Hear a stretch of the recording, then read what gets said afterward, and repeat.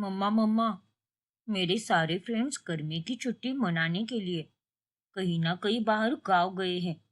कोई गोवा गया है तो कोई अपने गांव गया है। पर हम तो गोवा जाकर आ चुके हैं ना, तो क्यों ना हम अपने गांव ही चले जाए। क्या? हाँ मम्मा, मैं एक कार्टून देखता हूँ जिसमें गांव दिखाया जाता है और वो लोग वहां पर बहुत ही अच्छे से रहते हैं। और वो सब देखकर मेरा भी मन करता है कि मैं भी उसी तरह गांव में जाकर रहूं। कितना मजा आएगा ना वहां पर। सो तो है बेटा, बचपन में मेरा भी मन यही करता था कि गर्मी की छुट्टियों में अपने नानी के घर जाकर बहुत मजे करूं। लेकिन मॉम डैड ने मुझे वहां पर कभी जाने ही नहीं दिया। क्या? आपकी नानी अभी भी जिंदा है? हाँ बेटा, मेरी मॉम यानी तुम्हारी नानी की शादी बहुत ही कम उम्र में हो गई थी। तो उस हिसाब से मेरी नानी यानी कि तुम्हारी परनानी अभी भी जिंदा है। और वो तो अभी भी एकदम अच्छे से चल बोल पाती है। वाह मम्मा। हाँ बेटा, अरे चलना बोलना तो क्या, वो तो घर के सारे काम भी कर लेती है। हाँ, थोड़ा धीरे धीरे करती है मगर सारे काम करती है। उन्हें देखकर सबको बहुत प्रेरणा मिलती होगी। बस मैं ही उनके साथ कभी ज्यादा समय नहीं बिता पाई। लेकिन क्यों मम्मा, पहले मेरे मॉम डैड गांव में ही रहते थे, वहीं पर पले बड़े थे। लेकिन अमीर होने के बाद सब शहर में आ गए, जिसके बाद उन्होंने गांव में फिर कभी मुड़कर देखा ही नहीं। और रही बात पर नानी की, तो वो शहर में आती जाती थी, लेकिन उन्होंने अपना गांव कभी नहीं छोड़ा। वो वहीं पर रही और आज भी वो वहीं पर हैं। मैं अमीर मॉम डैड के साथ रहकर उनसे हमेशा कहती थी कि मुझे भी बाकियों की तरह गर्मी की छुट्टी में नानी के घर जाना है। पर मॉम डैड ने मुझे गांव में कभी नहीं जाने दिया। अरे कोई बात नहीं मम्मा, अगर नाना नानी आपको नानी के घर नहीं लेकर गए तो मैं लेकर जाऊंगा आपको। पगला कहेगा, कुछ भी बोलता है। पगला नहीं, सच्ची मम्मा, हम नानी के घर जरूर जाएंगे। मुझे भी अपनी परनानी से मिलना है। देखना है मुझे उन्हें कि वो आज कैसी दिखती है और इतनी उम्र में भी वो गांव में कैसे रहती है। लेकिन बेटा, अब ये मुमकिन नहीं है। तुम्हारे डैड तो आजकल कितने बिजी रहते हैं और ये बात तुम्हें अच्छे से पता है। और घर पर दादा दादी भी तो हैं, तो सबका ध्यान कौन रखेगा? यहाँ पर बहुत काम है बेटा, तो मैं ये सब छोड़कर नानी के घर नहीं जा पाऊंगी। तभी वहां पर सोनिया की सास अनुराधा आती है। अरे सोनिया बहू, 4-5 दिन जाकर आओ ना, उसमें क्या ही हो जाएगा। और यहाँ पर सब कुछ मैं संभाल लूंगी। ऊपर से 2 घर पर नौकर भी तो हैं, सब अपने आप मैनेज हो जाएगा। तुम यहाँ की फिक्र मत करो और मोनू के साथ अपने ननिहाल चली जाओ।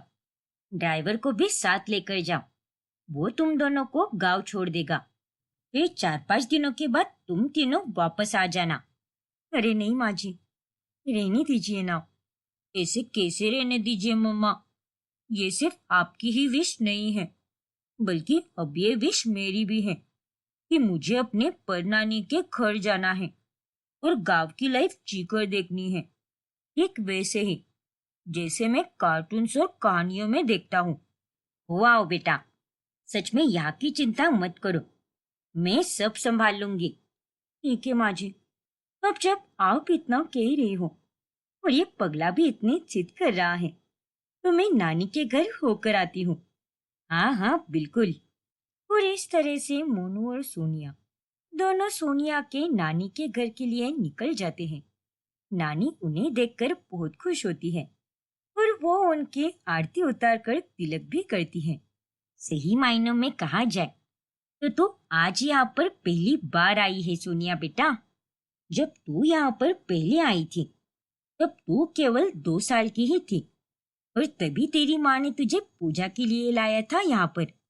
फिर उसके बाद तो वो ना खुद आई है और ना ही कभी तुझे भेजा। खैर, वो सब छोड़ो ना नानी, अब तो मैं आ गई हूँ ना, और मैं यहाँ पर पूरे 5 दिनों के लिए हूँ, तो हम सब बहुत मजे करेंगे। हाँ पर नानी। ठीक है बच्चों, जैसा तुम कहो। पर सबसे पहले मुंह मीठा कर लो। ये मिठाई मैंने ही बनाई है, तेरी पसंदीदा है ना? तेरी माँ मुझे फोन पर हमेशा बताया करती थी, और आपने उस बात को आज तक याद रखा है। हाँ तो मैं कैसे भूल जाती भला? इकलौती नातिन है तू मेरी, और मैं तुझे और बाकी सबको रोजाना याद करती हूँ। पर अब तो तुम सब बड़े हो चुके हो, उम्र में भी और रुतबे में भी, इसीलिए इस गरीब बुढ़िया को अब कोई याद नहीं करता। ऐसा बिल्कुल भी नहीं है नानी, मैं आपको बहुत मिस करती हूँ। बस फर्क इतना है कि पहले मैं छोटी थी, जिस कारण मॉम डैड के दबाव के चलते खुद आपसे मिलने कभी नहीं आ पाई, और अब मैं बड़ी हो गई हूँ तो ससुराल और बाकी सारी अनगिनत जिम्मेदारियों में उलझ गई हूँ, जिस कारण खुद के लिए 5 मिनट निकालना भी बहुत मुश्किल है मेरे लिए। मैं समझ सकती हूँ बेटा, एक बीवी बहू और माँ की जिम्मेदारी, ये तो बाकी सब जिम्मेदारियों से बहुत मुश्किल है, लेकिन इसे कोई नहीं मानता। बस सबको यही लगता है कि घर पर ही तो पड़ी रहती है। हाँ नानी, आपने बिल्कुल सही कहा, पर मेरे ससुराल वाले बहुत अच्छे हैं। वो लोग मुझे कभी नहीं सुनाते। मैं तो शादी करके वहां पर बस नाम के लिए ही बहू बनकर रह रही हूँ। बाकी तो मेरे सास ससुर मुझे अपनी बेटी की तरह ही प्यार करते हैं। अरे वाह, फिर ये तो बहुत ही अच्छी बात है। मोनू गांव में आंगन छत और खेती देखकर बहुत ही ज्यादा उत्सुक हो जाता है। फिर दोपहर के समय सभी फर्श पर बैठकर खाना खाते हैं। ये लो, ये आमरस और पूरी भी खाना। ये आमरस मैंने बगीचे के आम को तोड़कर बनाया है। वाओ पर नानी, ये तो बहुत ही टेस्टी है। सच में मजा ही आ गया, है ना मम्मा? हाँ बेटा, वैसे यहाँ पर तो फ्रिज की जरूरत ही नहीं है। मटके का पानी पीकर मन एकदम तृप्त हो जाता है। इसका स्वाद ही कुछ और है। बिल्कुल सही कहा तूने। हमारे घर के जो पीछे कुआं है ना, वहीं से पानी लाती हूँ मैं। अरे वाह, वाह, मुझे भी कुआं देखना है पर नानी। और आप उससे पानी भी निकालती हो क्या? मैं भी एक बार ट्राई करना चाहता हूँ। हाँ हाँ, क्यों नहीं बेटा। हाथ पंप और कुआं दोनों से पानी निकालना सिखाती हूँ मैं तुझे। फिर उसके बाद तू मेरे साथ खेती के लिए भी चलना। हमारे 2 बड़े बड़े खेत हैं, वो भी दिखाती हूँ मैं तुझे। और तो और तबेले में गाय और भैंस भी है, साथ ही मुर्गियां भी है वहां पर, और भी बहुत कुछ है। तू बस मेरे साथ चल। इस तरह नानी के साथ मोनू और सोनिया पूरे गांव की सैर करते हैं, जिससे उन दोनों को एक अलग ही प्रकार का सुकून महसूस होता है। मम्मा मम्मा, आज तो मैं इस पेड़ से आम तोड़कर ही रहूंगा, फिर चाहे कुछ भी हो जाए। अरे ओ मेरे सुपर हीरो, जरा इस पेड़ की हाइट देखो, और फिर अपनी हाइट देखो। इस पर बंदर बनकर चढ़ने की कोई जरूरत नहीं है। और रही बात इन आम की, तो मैं बगल वाले गोपाल काका को बोल दूंगी, तो वो हमें आम तोड़कर दे देंगे। पर मम्मा, मुझे इस पेड़ पर चढ़ना है। इसके आसपास कितनी ठंडी छांव है, और ये ताजा ताजा आमों की खुशबू, ये भी कितना मस्त है ना। हाँ मोनू, ये खुशबू तो कमाल की है। देखो मोनू बेटा, अभी तो तुम छोटे हो, लेकिन थोड़े सालों बाद जब तुम बड़े हो जाओगे ना, तब तुम इस आम के पेड़ पर चढ़ना और जितने चाहे उतने आम तोड़ना, क्योंकि तब तो तुम्हें कोई नहीं रोकेगा। ओके पर नानी। फिर शाम के समय मोनू गांव के बच्चों के साथ खेलने जाता है, और सोनिया नानी की चूल्हे पर खाना पकाने में मदद करने लगती है। अरे नानी, आप इस उम्र में भी कितनी फुर्ती से काम करती हो, और ये देखकर मुझे बहुत अच्छा लगता है। मुझे भी आगे जाकर आपके जैसे ही बनना है। अरे बेटा, मैं तो गांव का पानी पी पी कर बड़ी हुई हूँ, इसीलिए ऐसी हूँ। वो तो है नानी, काश मैं भी यहाँ पर हमेशा हमेशा के लिए रुक पाती, लेकिन अफसोस, जिम्मेदारियों के चलते मुझे अपने मन को मारना ही होगा। अरे तो उसमें क्या होता है, तेरी सास से मैंने कल ही बात की है, वो तो दिल की एकदम साफ है। तो तू यहाँ पर कुछ और दिनों के लिए रुक जाना। तेरे ससुराल वाले तुझे कुछ भी नहीं बोलेंगे। मैं जानती हूँ नानी कि वो लोग मुझे कुछ भी नहीं बोलेंगे, लेकिन फिर भी मैं उनकी अच्छाई का फायदा नहीं उठा सकती। मुझे जाना ही होगा। मैं यूं गैर जिम्मेदार होकर यहाँ आराम नहीं फरमा सकती। ये भगवान, पर तूने अभी तक आराम कहाँ फरमाया है बेटा? तू तो बस अपने जीवन के अच्छों पलों को जी रही है, और इससे तो तेरे ससुराल वालों को भी बहुत खुशी मिल रही है। और वही लोग अगर कुछ भी नहीं बोल रहे, तो तू इतनी चिंता क्यों कर रही है? बस कुछ और दिनों की ही तो बात है, फिर बाद में आराम से चली जाना। मोनू की भी गर्मियों की छुट्टी चल रही है ना, और जब इसकी स्कूल शुरू हो जाएगी तो ये भी अपने स्कूल में व्यस्त हो जाएगा। फिर पूरे 1 साल तक मैं इसे देख भी नहीं पाऊंगी, और ना ही तुझे देख पाऊंगी। जानती हूँ नानी, पर यह सब कठिन है मेरे लिए। मैं 5 दिन पूरे होते ही चली जाऊंगी। 1 साल के बाद ना सही, पर उसके पहले फिर एक बार मैं यहाँ पर जरूर आऊंगी, और तब मैं यहाँ पर सबको लेकर आऊंगी। आजकल तो मोनू के पापा बिजनेस के सिलसिले में बहुत व्यस्त चल रहे हैं, वरना वो भी हम दोनों के साथ यहीं पर आ जाते। ठीक है बेटा, जैसे तुझे सही लगे, पर अब मुझे फोन करती रहना, और साथ में वीडियो कॉल भी करना। अब तो मेरे पास भी वो स्मार्टफोन है। मैं तो अभी भी तेरी माँ के साथ वीडियो कॉल पर बात करती हूँ, पर उसे तो मुझसे बात करने की भी फुर्सत नहीं मिलती। और एक मैं ही पागल हूँ जो उसे बार बार वीडियो कॉल लगाती रहती हूँ। कोई बात नहीं नानी, अब मैं भी आपको हर रोज वीडियो कॉल करूंगी। और मुझे माफ कर दीजिए कि मैं आपसे इतने लंबे समय तक दूर रही, लेकिन वाकई में नानी, मैं बहुत सी चीजों में बहुत उलझी रही, और उस कारण। सफाई मत दे बेटा, मैं जानती हूँ तुझे कि तू कैसी है। आजकल की इस भागदौड़ की जिंदगी में इंसान खुद के लिए वक्त निकाल ही नहीं पाता। इसीलिए मैं तेरी बात अच्छे से समझ सकती हूँ। जमाना बहुत बदल चुका है। काश वो पुराने दिन फिर से लौट आते। खैर, अच्छा चल, सारा खाना तैयार हो चुका है, तो जाकर मोनू को बुला ला। हाथ पांव धोकर बैठ जाते हैं खाना खाने। हाँ नानी, अभी बुला कर लाती हूँ उसे। फिर वो तीनों साथ में बैठकर खाना खाते हैं, और रात में जब अचानक से बिजली चली जाती है, तभी वो तीनों छत पर खटिया बिछाकर सोने जाते हैं। अरे वाह मम्मा, इस गांव के बेड पर सोकर तो मुझे बहुत अच्छा लग रहा है। अरे ये कोई बेड नहीं है बेटा, इसे खटिया कहते हैं। हाँ हाँ वही। बचपन में मैं हमेशा सोचती थी कि मेरा वक्त कब आएगा जब मैं गर्मी की छुट्टी में नानी के घर जाकर ये सब करूंगी। रात में तारे गिनना, कंचे खेलना, कुएं से पानी निकालना, खेती और तबेला, और सुबह जल्दी उठकर दातुन करना, और भी बहुत कुछ।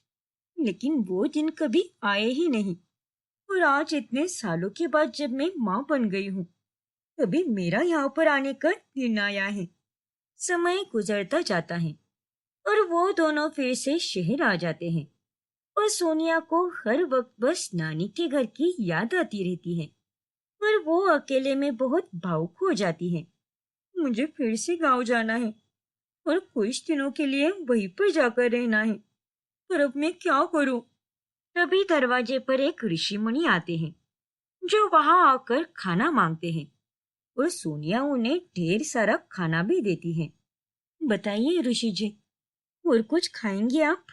मैं जानता हूँ बेटा कि तुम्हारी इस उदासी के पीछे क्या राज है, और तुम किसे याद कर रही हो।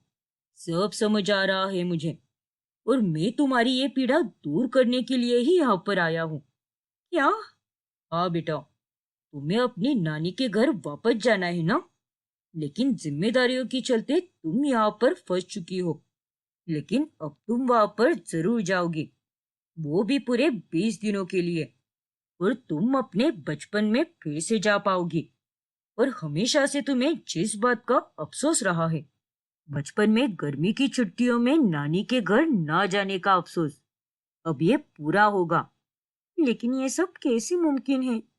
अब समय में पीछे जाने का वक्त आ गया है। पर कैसे? आज के इस युग में भी ये सब होता है और आप ये सब मेरे लिए क्यों करोगे? क्योंकि मैं अपनी दिव्य जादुई शक्तियों का प्रयोग केवल साफ दिल वाले लोगों के लिए ही करता हूँ और तुम उन्हीं में से एक हो। जब जब मैं यहाँ पर आता हूँ तब तब तुम मुझे स्वादिष्ट भोजन देती हो और आज तो तुम्हारे घर में सारा खाना खत्म हो गया था, पर फिर भी तुमने अपने हिस्से का खाना मुझे दे दिया और इसी निस्वार्थ भाव के कारण मैं तुम्हारी मदद जरूर करूंगा। ऋषि मुनि की ये बात सुनकर सोनिया हैरान रह जाती है। अब आगे क्या होगा जानने के लिए हमारा अगला भाग देखना ना भूलें। और अगर आपने हमारा चैनल सब्सक्राइब नहीं किया है तो अभी सब्सक्राइब कीजिए और बेल आइकॉन दबाना ना भूलें। पार्थ और आंचल एक दूसरे से बहुत प्यार करते हैं। एक रोज मैं बहुत खुश हुआ आंचल, फाइनली हम दोनों की शादी पक्की हो गई और तुम्हारे और मेरे मॉम डैड अब बिजनेस पार्टनर से फैमिली बनने जा रहे हैं। और इस बात पर मुझे अब भी यकीन नहीं हो रहा। सही कहा तुमने पार्थ, मुझे भी यकीन नहीं हो रहा, पर यह हकीकत है। मैं इंतजार ही नहीं कर सकती उस दिन का जब मैं तुम्हारी बीवी बनूंगी। लव यू सो मच आंचल। तुम्हारे आने के पहले मैंने जिंदगी में बहुत दुख देखा। प्यार में बहुत बड़ा धोखा मिला था मुझे, जिसके बाद मैं डिप्रेशन में चला गया था। बड़ी मुश्किल से संभाला मैंने अपने आप को और फिर तुम आ गई, जिसने मुझे प्यार का सही मतलब समझाया और मुझे फिर से जीना सिखाया। तुम्हें खोना तो क्या, खोने के बारे में कभी सोच भी नहीं सकता मैं। तुम मेरी जान हो Aanchal. How sweet Parth, and thank you so much मेरी जान। लेकिन मैं तुम्हें छोड़कर कभी नहीं जाने वाली। Trust me. अब हम दोनों को जन्म जन्म का साथ निभाना है। हाँ हाँ बिल्कुल, 100% निभाएंगे। शादी की तैयारियां अब जोरों शोरों से होने लगती हैं। एक तरफ पार्थ के माता पिता चंदन और मिथिला, दूसरी तरफ आंचल के माता पिता भूषण और स्वर्णा। ये लोग तैयारियों में कोई कमी नहीं आने देते। फिर एक दिन जब पार्थ की बहन पिंकल हॉस्टल से कुछ दिनों के लिए घर आ जाती है, तभी मैं बहुत खुश हूँ भैया, आपकी शादी है और मैं ना आऊं। भला ऐसा आपको क्यों लगा? चलो अच्छा हुआ। मुझे तो लगा था कि तू एग्जाम के चलते नहीं आ पाएगी और फिर लंदन से यहाँ आना तेरे लिए कितना स्ट्रेसफुल होगा। एग्जाम अगले महीने है भैया और आपकी शादी के लिए 7 समुंदर पार भी आ सकती हूँ मैं। Not a big deal. वैसे कहाँ है मेरी होने वाली भाभी? मिलवाओगे नहीं क्या उनसे? अरे तुझे तो सब पता ही होगा ना कि वो इस वक्त कहाँ पर है। आखिर तो हम सबसे ज्यादा उसी से तो बात करती रहती है। कितनी कॉल करती है तू उसे? ननन भाभी नहीं, तुम दोनों तो पक्की सहेलियां हो। हाँ भैया, रात में तो वही मुझसे बात करती है। बाकी आप सब तो घोड़े बेचकर सो जाते हो, जबकि आप लोगों को पता है कि यहाँ रात होने पर वहां दिन होता है। हाँ तो तू भी कभी हमें कर लिया करना दिन में कॉल। और एक चीज हम ही करे क्या, होने वाली भाभी से बराबर गप्पे लड़ाएगी, लेकिन हमसे नहीं। अच्छा बाबा, अब केवल ताने ही देते रहोगे या फिर अच्छे से स्वागत भी करोगे मेरा? मुझे आंचल से मिलना है और साथ ही गर्मा गर्म देसी खाना भी खाना है। माँ, जल्दी से स्टाफ वालों को बोल दो कि वो मेरा खाना लगा दे। मैं अभी फ्रेश होकर आती हूँ। आंचल भी आ ही रही होगी, फिर हम दोनों साथ में खाना खाएंगे। ठीक है बेटा, मैं अभी स्टाफ से कह देती हूँ। जा, तू जाकर फ्रेश हो जा। थोड़ी ही देर में आंचल आती है और वो ट्विंकल के साथ खाना खाती है। दोनों में खूब जमती है। फिर शादी के कुछ ही दिन पहले अचानक से पार्थ को बिजनेस के सिलसिले में बेंगलोर जाना पड़ता है। तभी मम्मी। अरे क्या हुआ ट्विंकल, तू इतना क्यों रो रही है? कुछ बोलेगी भी? मम्मी वो मुझे आंचल की मॉम डैड का कॉल आया था। आंचल इस दुनिया में नहीं रही। क्या? ये तुम क्या कह रही हो बेटा? ऐसा नहीं हो सकता। आखिर क्या हुआ है उसके साथ? उसका एक्सीडेंट हुआ पापा। आंचल की मौत की खबर सुनकर मिथिला और चंदन के पैरों तले जमीन खिसक जाती है। ये सब क्या हो गया? ऐसा नहीं होना चाहिए था। क्यों भगवान जी, क्यों? आखिर आपने ऐसा क्यों किया? ट्विंकल बेटा, अपनी माँ को संभालो। मैं अभी जाकर भूषण भाई साहब से बात करके आता हूँ। फिर चंदन भूषण को कॉल करता है। और चंदन भाई साहब, ये सच है, पुलिस को खाई के नीचे एक कार मिली है जो आंचल की ही थी। वो तो हमेशा ड्राइवर के साथ ही जाया करती थी, लेकिन आज पहली बार वो अकेली गई थी कार लेकर, और उसकी कार नीचे खाई में गिर गई। कार में से उसका पर्स और फोन मिला है। सब खत्म हो गया भाई साहब। हे भगवान, ये सब क्या हो गया? पुलिस अभी भी उसकी बॉडी तलाश रहे हैं, लेकिन मिल ही नहीं रही। उनका कहना है कि हाइट से गिरने के बाद वो जिंदा नहीं बची होगी, इसलिए उसे मृत घोषित कर दिया है, और हम बस उसकी बॉडी ही ढूंढने जा रहे हैं। सब खत्म हो गया भाई साहब, हम बर्बाद हो गए हैं। हमारी बेटी चली गई। अपने आप को संभालिए भाई साहब, मैं और मिथिला पहुंच रहे हैं वहां। आंचल के जाने के बाद सभी घर वाले हिल चुके होते हैं, लेकिन बिजनेस ट्रिप पर गए पार्थ को इन सब के बारे में कोई अंदाजा ही नहीं होता। प्यार में धोखा खाने के कारण इससे पहले भी भैया डिप्रेशन में थे। हर हफ्ते उन्हें पैनिक अटैक आते रहे। इतनी मुश्किल से वो ठीक हुए हैं, और अब अगर उन्हें पता चला कि वो लड़की जिससे उन्होंने फिर से इतना टूटकर प्यार किया और जिससे उनकी शादी होने वाली थी, वो ही इस दुनिया को छोड़कर जा चुकी है, तो वो पूरी तरह टूट जाएंगे। हाँ ट्विंकल, तू बिल्कुल सही कह रही है। पहले तो भी हमने उसे जैसे तैसे संभाल लिया, लेकिन इस बार हम उसे नहीं संभाल पाएंगे। कहीं आंचल की मौत की खबर सुनकर वो खुद के साथ कुछ गलत ना कर बैठे। नहीं नहीं, हम में से उसे ये बात कोई नहीं बताएगा कि वो आंचल इस दुनिया में नहीं रही। क्या? पर पापा, हम ये बात उनसे कब तक छुपाएंगे? आज नहीं तो कल भैया को पता चल ही जाएगा ना कि अब आंचल इस दुनिया में नहीं रही। तब का तब देख लेंगे, लेकिन अब हम उसे कुछ भी नहीं बताएंगे। हाँ ट्विंकल, तेरे पापा सही कह रहे हैं। अभी पार्थ बेंगलोर में है, और ऐसे हालात में हम उसे फोन पर ये सब बता देंगे तो शायद वो इस सच को स्वीकार कर ही नहीं पाएगा। और मैं ये बिल्कुल नहीं चाहती कि मेरे बेटे के साथ कुछ गलत हो, या फिर ये सब सुनकर वो खुद ही अपने साथ कुछ गलत ना कर बैठे। बिल्कुल सही कहा तुमने, इसलिए उसे आने दो। फिर जो है वो उसे बता देंगे। हम सबको हिम्मत रखनी होगी। इस मुश्किल घड़ी में उसकी ढाल बनना होगा। यस पापा, मैं 3 दिनों बाद वृंदावन जा रही हूँ। कान्हा जी से आंचल की आत्मा को शांति मिले, बस यही प्रार्थना करूंगी। मैंने सोचा था कि शादी का पहला कार्ड वृंदावन जाकर कान्हा जी के शरण में रखूंगी, लेकिन मैंने ये बिल्कुल नहीं सोचा था कि आंचल की मौत के बाद मैं वहां जाऊंगी। अब मुझसे निकली हुई बात तो पूरी करनी ही होगी ना, इसीलिए मुझे वहां पर जाना ही होगा। मिथिला वृंदावन जाती है। तभी वहां पर मंदिर में दर्शन करते वक्त, अरे बस करो बेटी, रो मत। रो नहीं तो और क्या करूं पंडित जी? मेरे बेटे की शादी होने वाली थी, लेकिन होने वाली दुल्हन का एक्सीडेंट हो गया, और अब वो इस दुनिया में नहीं रही, और मेरे बेटे को अभी तक ये बात पता भी नहीं है। ना जाने जब वो ये सब सुनेगा तो उसका क्या हाल होगा। बस कान्हा जी मेरे बेटे को हिम्मत दे दे। देखो बेटी, तुम वृंदावन के उस पुराने मंदिर में खड़ी हो जिसकी काफी मान्यता है। ये मंदिर ज्यादातर लोगों को पता भी नहीं है, क्योंकि ये काफी दूर गांव खेड़े में है। और आज मैं तुम्हें आशीर्वाद देता हूँ कि आने वाले समय में तुम्हारे और तुम्हारे बेटे के जीवन में केवल खुशियां ही आएगी। तुम्हारे साथ सब कुछ ठीक हो जाएगा। आपका बहुत बहुत धन्यवाद पंडित जी। लेकिन ये सब कैसे मुमकिन होगा?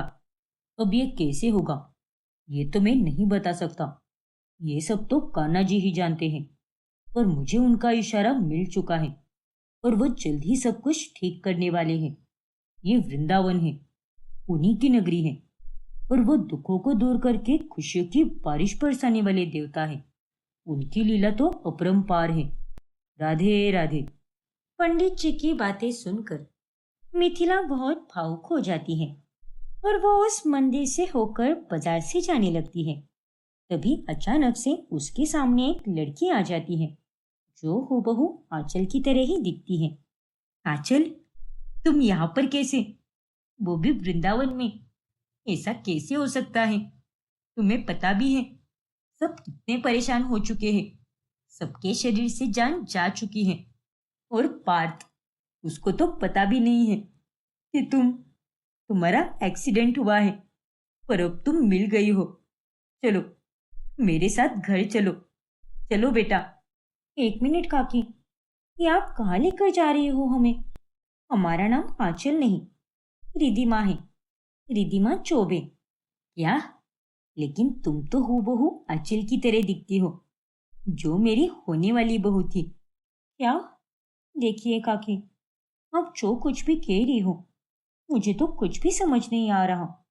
क्या आप मुझे विस्तार में बता सकती हो क्या कि आखिर आप किसके बारे में बात कर रहे हो और मैं किसकी तरह दिखती हूँ? फिर मिथिला रिधिमा को आंचल के फोटोज दिखाती है और वो उसे सारी कहानी बताती है कि आंचल की मौत कैसी हुई है। और ये सब जानने के बाद रिधिमा भी काफी आश्चर्यचकित हो जाती है। हे भगवान, ये तो हमें विश्वास ही नहीं हो पा रहा कि हमारी तरह दिखने वाली कोई व्यक्ति है जो इसी दुनिया में है। इसका मतलब वो बात सच है कि इस दुनिया में एक जैसे शक्ल के 7 लोग रहते हैं जिन्हें एक दूसरे के हमशक्ल कहते हैं। लेकिन अब भी मुझे अपनी आंखों पर विश्वास नहीं हो रहा। देखिए काकी जी, हम आपकी होने वाली बहू नहीं हैं। हम तो यहाँ वृंदावन में रहने वाले हैं। हमारा इस दुनिया में कोई नहीं है। यही पास में ही एक मिल है, वही काम करते हैं हम, और शाम में वापस आ जाते हैं। साथ ही हमें गौशाला भी संभालते हैं, वहां से भी कुछ पैसे मिल जाते हैं हमें। इस दुनिया में कोई भी नहीं है। मतलब मतलब हमारे माता पिता का स्वर्गवास हो चुका है और इस बात को 6 साल हो चुके हैं। माफ करना बेटा। कोई बात नहीं काकी जी, उल्टा माफी तो मुझे आपसे मांगनी चाहिए। मेरे दुखों के घाव तो समय के साथ भर चुके हैं, लेकिन आपके घाव अब भी ताजा है और आपके लिए इस समय इन हालातों का सामना करना कितना मुश्किल होगा, ये सोचकर तो मुझे बड़ी हैरानी हो रही है। बांके बिहारी लाल ऐसा दिन किसी को भी ना दिखाए। एक बात कहूँ रिधिमा बेटा, आप कहिए ना काकी जी, क्या तुम मेरे साथ घर चलोगी, मेरी होने वाली बहू आंचल बनकर? क्या? हाँ बेटा। देखो, मेरे बेटे को अगर सच के बारे में पता चला तो वो पूरी तरह बर्बाद हो जाएगा। वो पहले ही अपने अतीत में बहुत दर्द देख चुका है और उस दर्द के कारण वो डिप्रेशन में भी गया था। और अब इस बार भी फिर से ऐसा ही हुआ है। इसीलिए मैं बिल्कुल नहीं चाहती कि वो फिर से दुखी हो जाए। उसे कभी पता नहीं चलना चाहिए कि तुम असली आंचल नहीं हो। देखो बेटा, मैं तुम्हें जितने चाहिए उतने पैसे दूंगी। तुम्हारी हर छोटी मोटी चीज का पूरा ध्यान रखूंगी। किसी तरह की कमी खलने नहीं दूंगी। विनती करती हूँ बेटा, क्या तुम ये नाटक करोगी? या आप क्या कह रही हो काकी जी? हम ऐसा कैसे कर सकते हैं? हम कहाँ और आपकी होने वाली बहू कहाँ? हम तो उन्हें जानते भी नहीं, ना ही उनसे कभी मिले हैं। तो हम इतना बड़ा नाटक कैसे करेंगे? ना ना, हम अपनी इस छोटी सी दुनिया में बहुत खुश हैं। हमें कोई पैसे वैसे नहीं चाहिए और ना ही कहीं जाकर फंसाना है। इसीलिए भलाई इसी में होगी कि आप अपने बेटे को आंचल की मौत का सच बता दें। सच छुपाकर किसी का भी भला नहीं हुआ है। नहीं रिधिमा, मैं ऐसा नहीं कर सकती। देखो बेटा, मैं तुमसे हाथ जोड़कर विनती करती हूँ और तुम नाटक की चिंता मत करो। मेरी बेटी ट्विंकल, वो आंचल से बहुत जुड़ी हुई थी, तो उसे आंचल के बारे में सब पता है। तो वो तुम्हें सब समझा देगी, सब कुछ सिखा देगी वो। फिर उसके बाद ही तुम नाटक करना। लेकिन विनती करती हूँ कि मना मत करो। पार्थ अगले हफ्ते आने वाला है, इसीलिए मेरे साथ चलो। देखो बेटा, तुम्हारे पास भी कोई भी नहीं है, तो यहाँ रहने की जगह पर हमारे साथ चलो। बात पैसों की नहीं है, ये तो मैं जानती हूँ, लेकिन तुम्हारे इस नाटक से मेरे बेटे की जिंदगी बच जाएगी, वरना वो तो जीते जी मर जाएगा बेटा। एक माँ की दिल से पुकार है। विनती करती हूँ कि मेरे साथ चलो। अरे नहीं काकी जी, आप हमारे सामने इस तरह हाथ मत छोड़िए, हमें अच्छा नहीं लग रहा। तो और क्या करूँ बेटा, मैं कान्हा जी की सौगंध खाकर बोलती हूँ, तुम्हें सच में किसी भी तरह की कोई परेशानी नहीं होगी। बस तुम्हें नाटक करना है और वो तुम सब अच्छे से कर लोगी। मैं जानती हूँ, शायद कान्हा जी ने ही मुझे वृंदावन इसलिए ही बुलाया था, ताकि मैं तुमसे मिल सकूं। ठीक है काकी जी, हम आपके साथ जरूर चलेंगे और नकली वाली आंचल बनने का नाटक भी करेंगे। क्या? सच में बेटा? शुक्रिया बेटा, तुम्हारा बहुत बहुत शुक्रिया। रिधिमा अब मिथिला के साथ चलती है। सबसे पहले वो उसे भूषण और स्वर्णा के पास लेकर जाती है और रिधिमा को देखकर वो दोनों भी काफी हैरान रह जाते हैं। ये कैसे हो सकता है? मेरी मेरी आंचल की तरह ही दिखने वाली हमशक्ल। नहीं नहीं, ऐसा मत कहिए मिथिला जी। एक बार यही कह दीजिए कि ये मेरी आंचल ही है। प्लीज मिथिला जी, कहिए ना। माफ कीजिए स्वर्णा जी, लेकिन ये हमारी आंचल नहीं, बल्कि उसकी हमशक्ल रिधिमा है। फिर मिथिला उन दोनों को पूरी बात बताती है कि कैसे वो वृंदावन में रिधिमा को मिली और किस मकसद से वो उसे यहाँ पर लाई है। मुझे माफ कर दीजिए, ये जो कुछ भी मैं करने जा रही हूँ, इससे सबसे ज्यादा दुख आप दोनों को ही होगा। मैं आप दोनों को जज नहीं कर रही, लेकिन हो सकता है कि आपके मन में ये ख्याल भी आ जाए कि कहीं मैं केवल अपना स्वार्थ ही तो नहीं देख रही ना। लेकिन मैं बस आपको बताना चाहती हूँ कि मैं ये सब अपने बेटे की जिंदगी बचाने के लिए कर रही हूँ। आप चिंता मत कीजिए, आपने सबसे पहले ये बात आकर हमें बताई और ये यही दर्शाता है कि आपके मन में हमारे लिए कितनी इज्जत है। हाँ, और हमें कोई एतराज नहीं है। हम आपका इस नाटक में साथ जरूर देंगे। अगर हमारी बेटी आज जिंदा होती तो वो भी यही चाहती कि पार्थ खुश रहे। आंचल के सिवा पार्थ सच में जीते जी मर ही जाएगा और उसे डिप्रेशन में तो जाते हुए हम भी नहीं देख सकते। इसीलिए हम रिधिमा और पार्थ के एक होने के खिलाफ नहीं हैं और ना ही कभी हो सकते हैं। आपका बहुत बहुत शुक्रिया जो आपने इस बात को इतने अच्छे से समझ कर लिया। अब मिथिला रिधिमा को अपने घर लेकर जाती है, जहाँ पर ट्विंकल रिधिमा को ट्रेनिंग देती है। देखो रिधिमा, मैं जानती हूँ कि तुम्हारे लिए ये नाटक करना बहुत मुश्किल होगा, लेकिन अगर तुम सारी चीजें अच्छे से प्रिपेयर करोगी और बिना लोड लिए नाटक करोगी तो तुम्हें कोई दिक्कत नहीं होगी। बस आराम से रहना। फिर भी ट्विंकल, मुझे बहुत चिंता हो रही है। हाँ, तो इसीलिए जब तक पार्थ बेंगलोर से वापस नहीं आ जाता तब तक तुझे ट्विंकल सब कुछ सिखा देगी। फिर ठीक है। तो देखो, सबसे पहली बात तो ये है कि भैया और आंचल दोनों एक पार्टी में मिले थे जो शिमला में हुई थी और वहां पर इस तरह लगभग 2 से 3 दिनों तक ट्रेनिंग चलती है। और उसी बीच भैया कल रात को बिजनेस के काम से फ्री हो चुके हैं और अब वो तुम्हारे साथ मैसेज पर नहीं बल्कि कॉल पर बात करेंगे। तो उनका कॉल किसी भी वक्त आ सकता है, इसलिए तुम्हें उनसे बात करनी होगी। इतने दिनों तक वो बस चैट पर ही बात करते थे और उन्हें मैं ही रिप्लाई देती थी। अब तक तो मैंने सब संभाल लिया, लेकिन अब आगे का सब कुछ तुम्हें ही देखना है। ठीक है ट्विंकल, मैं अपनी तरफ से पूरी कोशिश करूंगी। तभी थोड़ी देर बाद बात का कॉल आता है।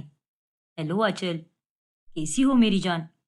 सॉरी यार, दिन भर बस मीटिंग में ही बिजी रहा और इसीलिए तुमसे बात ही नहीं हो पाई। कोई बात नहीं बेबी, इट्स ओके। मैंने तुम्हें बहुत मिस किया। बस अब जल्दी से आ जाओ। मैं तुम्हारी बीवी बनने के लिए बहुत एक्साइटेड हूँ। I just can't wait. I too can't wait जान। बस अब कुछ ही दिनों का इंतजार है, फिर हम दोनों एक हो जाएंगे। हाँ पार्थ, क्या बात है रिधिमा, तुमने तो पहली बार में ही अपना बेस दे दिया। लकीली तुम्हारे चेहरे के साथ साथ आंचल की आवाज भी काफी मिलती है, इसलिए किसी को शक हो ही नहीं पाएगा कि वाकई में तुम उसकी हमशक्ल हो। वो तो है ट्विंकल, लेकिन ये तो फोन पर था, इसलिए इतनी आसानी से मैंने ये सब बोल दिया। लेकिन जब वो यहाँ पर आएंगे तो पता नहीं हकीकत में मैं उनका सामना कैसे करूंगी। चिल बाबा चिल, सब कुछ अच्छे से मैनेज हो जाएगा। बस स्ट्रेस मत लो। देखो, अभी तुमने लास्ट मिनट पर कैसा अपना पेस दे दिया, कोई स्ट्रेस भी नहीं लिया। और तुम जितना स्ट्रेस लोगे उतनी ही खराब परफॉर्म करोगे। इसीलिए बस चिल रहो और सोचो ही मत कि तुम एक्टिंग कर रही हो। और मैं जानती हूँ रिधिमा कि तुम अपना बेस्ट ही दोगे, जैसे अभी अभी दिया है। फिर जब पार्थ बेंगलोर से वापस लौटता है तभी, ये लो बेबी, तुम्हारे लिए तुम्हारे favourite lilies. Love you. Wow, love you too Parth. और इन प्यारे से फूलों के लिए थैंक यू सो मच। क्या बात है, मैं बेंगलोर का चला गया। तुम्हारा तो फिगर पूरी तरह बदल चुका है। तुमने वेट गेन कर लिया है क्या? वो मैं वो अरे नहीं, अगर ये फंबल करेगी तो भैया को शक हो जाएगा। क्या हुआ अचल?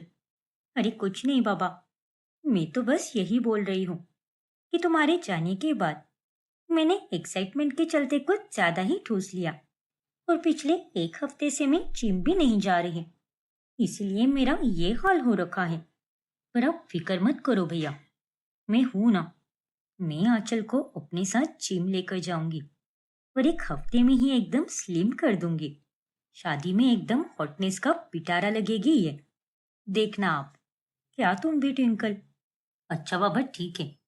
वैसे जब जब मैंने तुम्हें वीडियो कॉल किया तब तक तुमने फोन उठाया क्यों नहीं? तुमसे तो मेरी सीधे 3 से 4 दिनों के बाद ही बात हो रही है। लेकिन उससे पहले केवल चैट पर ही बात हुआ करती थी। आखिर क्या बात थी?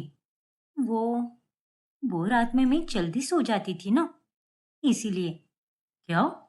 लेकिन जितना मैं तुम्हें जानता हूँ, तुम तो एकदम उल्लू हो। तुम्हें रात में जागने की कितनी आदत है? अरे हाँ बाबा, पर पिछले कुछ दिनों से मैं ट्विंकल के साथ घूमने जा रही थी ना, तो दिन भर थकने के कारण रात में मुझे नींद जल्दी आ जाया करती थी। इसलिए मैं सो जाती थी। फिर अगले दिन सोचती थी कि तुम काम में कितने बिजी होंगे, इसलिए मैंने तुम्हें कॉल बैक किया ही नहीं। अच्छा, तो ये बात है। अरे भाई, बस बातें ही करते रहोगे क्या तुम सब? या फिर शादी की तैयारियां भी शुरू करोगे? अब तो दूल्हा भी आ चुका है। और मैं तुझे स्ट्रिक्टली बता दे रहा हूँ पार्थ, अब से लेकर शादी तक नो बिजनेस मीटिंग्स। सबको बोल दे कि तू सीधे शादी के बाद ही अवेलेबल होगा। मैं बिल्कुल नहीं चाहता कि शादी के दिन भी तुझे चौपर में बैठकर कहीं बिजनेस मीटिंग करनी पड़ जाए।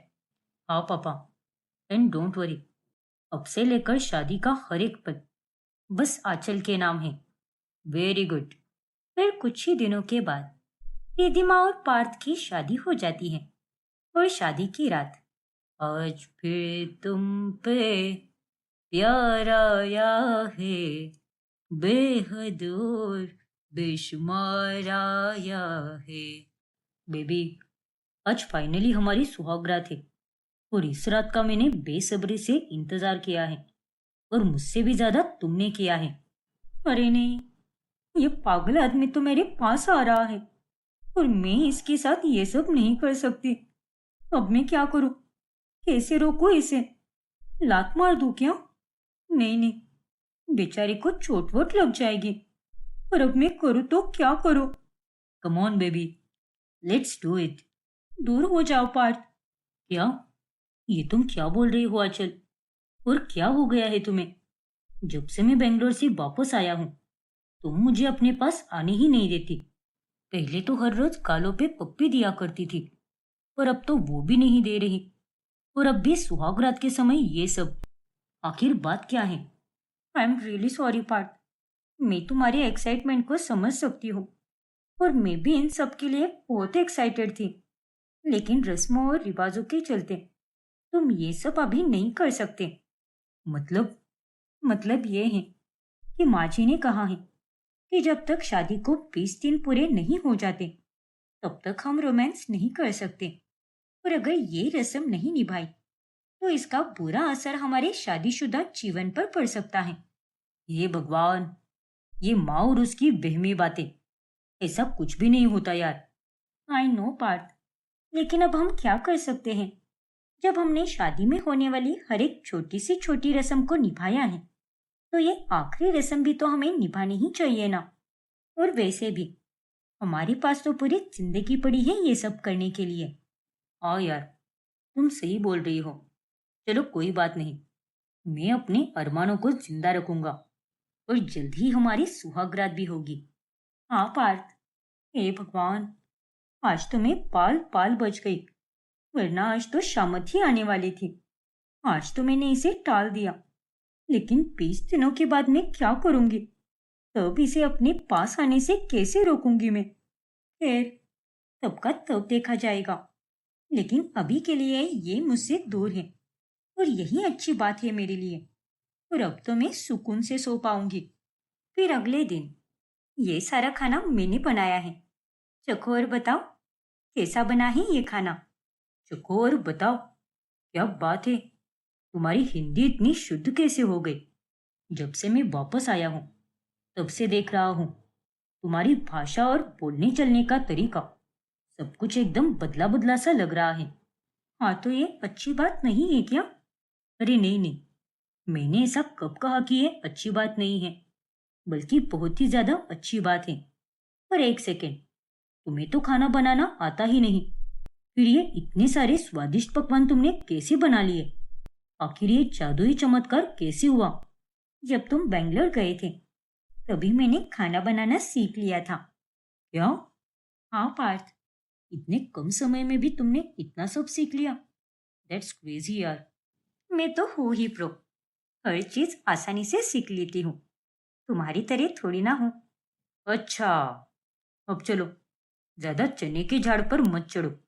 बस खाने की शक्ल ही देखी है, उसे खाकर नहीं देखा। जरा खाकर भी देखने दो कि आखिर तुमने क्या कांड किया है। ओह हेलो, मैंने कोई कांड नहीं किया है, सब कुछ एकदम अच्छा बना है। चखोगे तभी पता चल जाएगा कि आखिर क्या चीज है ये रिद्धि। रिद्धि?